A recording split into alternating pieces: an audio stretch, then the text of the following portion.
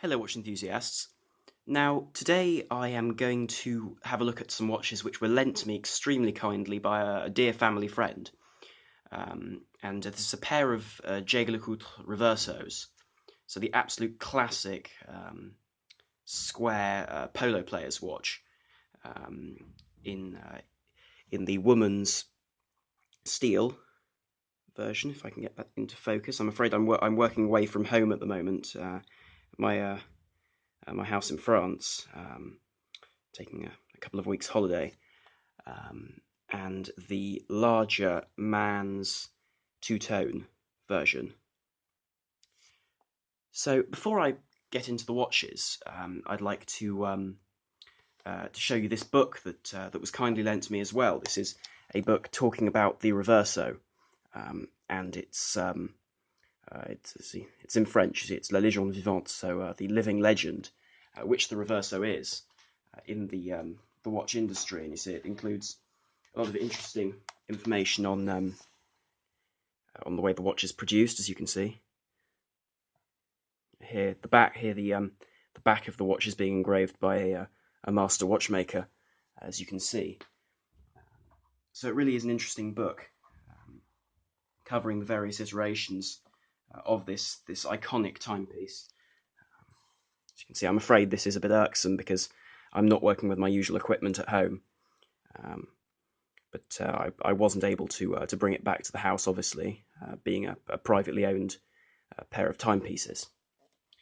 So that's a really beautiful book outlining the watch itself. As you can see, here's a picture of the movement, which is again a beautiful in-house Jaeger LeCoultre 23 dual movement.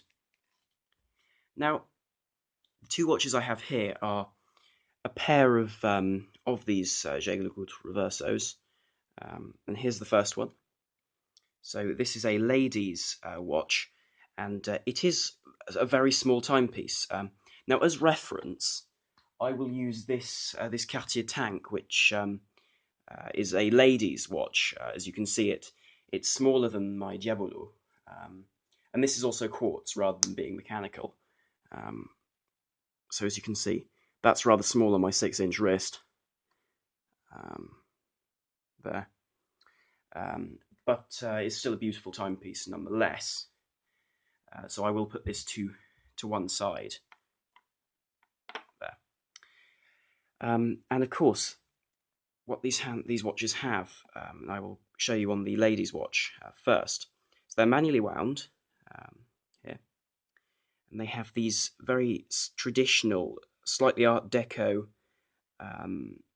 blued hands in the middle, and these are the simplest dial versions of the Reverso. And of course, there are more complex ones, like the one that was on the front of that book. But this watch does have a beautiful. It's very difficult to show you here. A sort of a patterned dial, and the outer section of the dial is slightly cream, while the central section is more of a pure white, whitey silver. Now, as you can see, the minute track is actually squared off like the dial, which does make a really beautiful and again very Art Deco sort of style. Again, these sort of line strakes across the watch are also a nod to that era's design.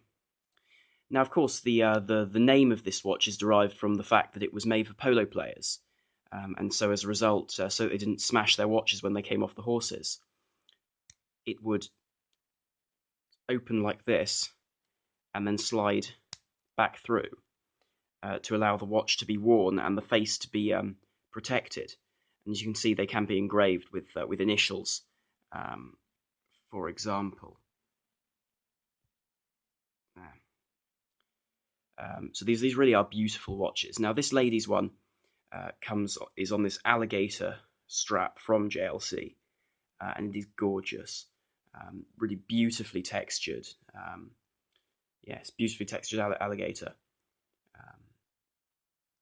And there's that sort of traditional flat buckle, and it is surprisingly flat. I do apologise for the focus. I'm working away from home at the moment, as I said, which is signed there. Now the crown is equally signed. It may well be easier to show you on the man's version, but it is also signed with the um, JLC logo. Now the back is interesting. This is more of the back of the frame rather than the back of the watch, and it's brushed with the serial numbers and Jaeger LeCoultre on it. So I actually have the whole watch the wrong way up, so as a result, slide that back through. Yes. Now the man's counterpart is on this beautiful ostrich grain leather strap, which is really beautifully finished. It's this yellow, a yellowy light brown, tan brown colour, which suits the two-tone watch wonderfully. Now the buckle again is that simple flat style, which really does suit the watch too. Now the dial of this wristwatch is a similar design as the ladies' one. It'll probably be easier to show you here, with Reverso halfway down the dial and then Swiss made at the bottom. And again, it does have that very Art Deco design, which I particularly love. It's a design that's slightly later than the Cartier Tank, as you can see. This is the Must de Cartier, which is the sort of the ladies' counterpart to the Tank in terms of design. And I will be reviewing this in a later review. I will show you this. Now, of course, this version is the two-tone. So that's 18 karat gold on here with a matching 18 karat signed crown. There, an 18 karat signed crown. And again, a brushed back. Again, when one flips this around, there is once again a high polished gold back. And the interesting thing about the structure of this watch is that, of course, that back isn't actually the back of the watch. It's merely the back of this frame, which holds the timepiece, which I would say is simply this central section, which rotates and pivots in order to provide that protection for a polo player in the day. Now, I will show you a wrist shot to demonstrate what this watch looks like on the wrist. Now, bear in mind my wrist is a 6-inch wrist, so quite a small wrist.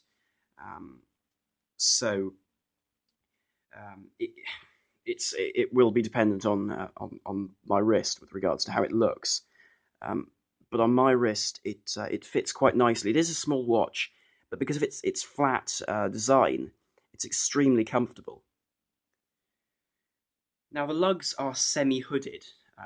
Now that term isn't usually used, but I think in this instance it would be appropriate on the basis that, as you can see, there's a larger opening at the bottom with this covering at the top, which means one actually can't see any gap between the strap and the timepiece itself.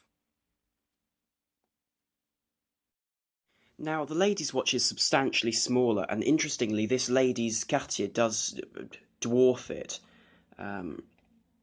As you can see, that large 18 karat gold case of the Cartier is substantially bigger than that of the JLC, and the proportions on the Cartier are far more dial oriented, while the JLC does have a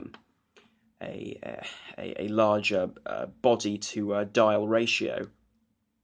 Now I will show you this on my 6-inch wrist because I suppose my wrist is comparable to a lady's wrist, albeit my wrist is probably a different shape, being very flat.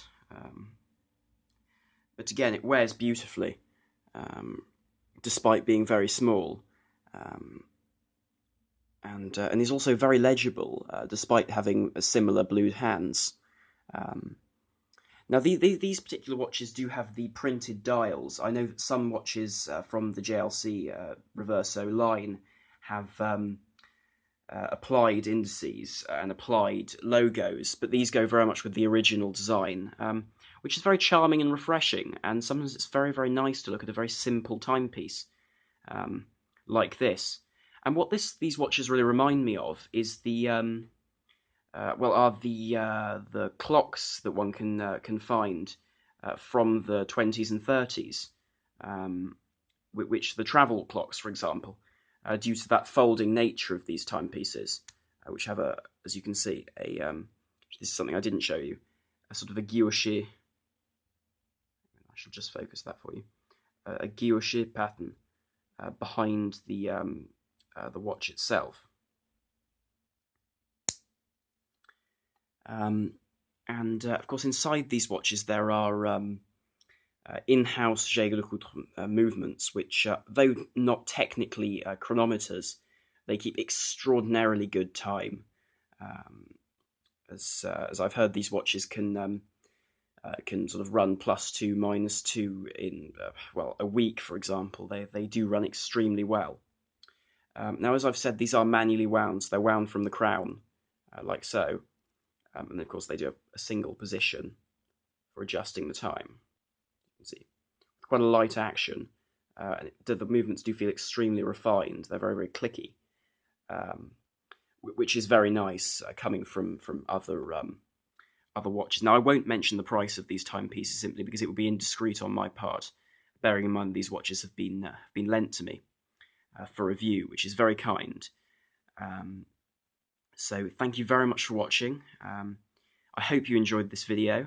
In future, I will be reviewing this Cartier, this other Cartier ladies' watch. I'm not sure what it is with me and Cartier women's watches, but I suppose I like the size. So if you did enjoy this, please like, share, and subscribe. For a small channel like this, it does mean the world. So thank you very much for watching. This is Arm on the Watch Guy, over and out.